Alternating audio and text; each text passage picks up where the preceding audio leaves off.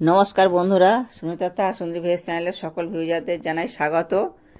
আজকে আমি পটল আর মিষ্টি কুমড়োর বড়া করেছি। এটা কিভাবে করেছি সেটাই দেখাবো। পুরোটা ভিডিও দেখবে বন্ধুরা, স্কিপ না করে। আর কুমড়োটা আমি এইভাবে কেটে নিয়েছি, পটলটাকেও আমি এইভাবে কেটে নিয়েছি। কাটাটা আমি দেখালাম না, কিন্তু দেখে নিশ্চয়ই বোঝা যাচ্ছে যে কীভাবে কাটা। এখানে আমি ছোলার ডালের বেসন নিয়েছি। ছোলার ডালের বেসনটা এটা এইগুলো নেব। আর আমি এখানে কালো জিরে দিয়েছি, লবণ, হলুদ, লঙ্কার গুঁড়ো অল্প করে দিয়েছি, আর এখানে জিরের গুঁড়ো, আর অল্প একটু চিনি দিয়েছি, আর অল্প অল্প করে জল দিয়ে এটা মেশাবো।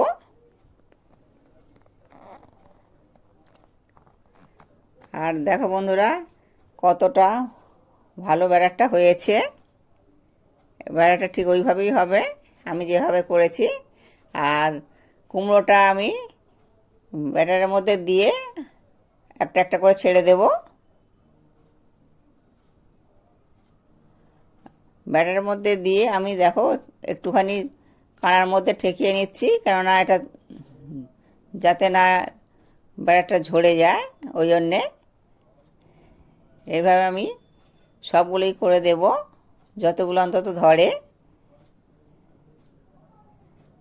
আর ব্যাটারটা কিন্তু ঠিকঠাক মতন হলে তাহলে বড়াটাও ঠিকঠাক হবে। আর এখানে পটল আর কুমড়োটাকে আমি প্রায় 30 মিনিটের মতন ভালো করে ধুয়ে লবণ আর হলুদ দিয়ে রেখেছিলাম।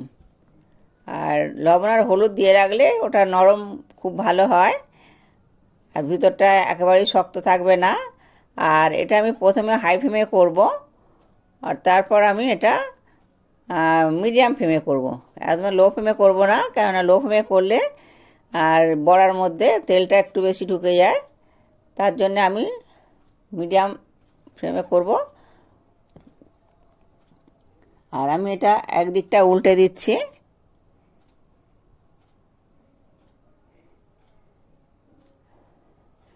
আর যে দিকটা হয়ে গেছে সেই দিকটা করে উল্টে পাল্টে এগুলো ভাজতে হবে। আর এটা দুদিকেই আমার ভাজা হয়ে গেছে, আমি আর একটু নেড়ে চেড়ে নিয়ে তুলে নেব। আমি তেলটা ঝরিয়ে একটা পাত্রের মধ্যে রাখবো। এবার আমি পটলগুলোকেও ঠিক এই একইভাবে করে নেব। পটলটা খেতে কিন্তু খুব সুন্দর লাগে। আর বন্ধুরা, আমি যে পদ্ধতিতে করছি এই পদ্ধতিতে করে দেখবে, খুব ভালো লাগে। আর একটুও মানে শক্ত থাকবে না যদি এইভাবে করা যায়। অনেকের ধারণা হয়তো পটলটা ভালোভাবে হয় না, শক্ত থেকে যাবে, একটুও শক্ত থাকবে না। আমি বলছি তোমাদের খেতে কিন্তু ভালোই লাগবে।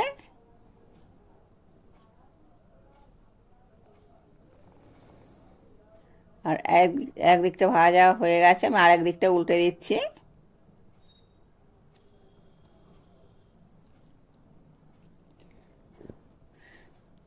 অনেকেই আছে যে কুমড়ো, আলু এই সমস্ত বড়া খেতে চায় না।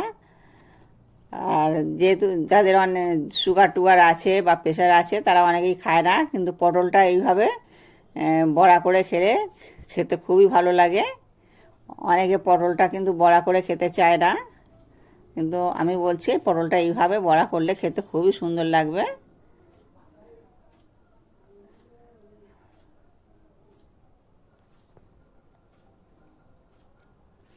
এটা আমার ভাজা হয়ে গেছে, এটা আমি তেল ঝরিয়ে ফের তুলে নিচ্ছি।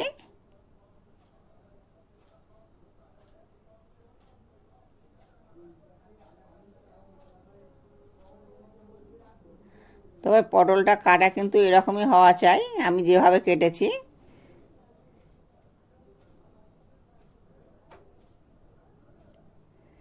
আর পটলটাও আমি তুলে নিলাম। দেখো বন্ধুরা, আমার বড়া তৈরি করা হয়ে গেছে। আর বন্ধুরা, তোমরা কেমন আছো? ভালো থাকবে, সুস্থ থাকবে।